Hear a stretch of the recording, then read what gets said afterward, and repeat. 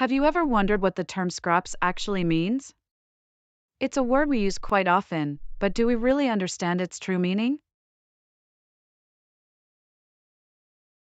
According to the Oxford English Dictionary, scraps are defined as small pieces or fragments of something.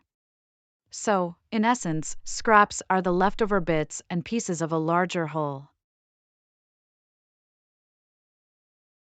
Interestingly, the term scraps is commonly used in various industries, from manufacturing to culinary arts.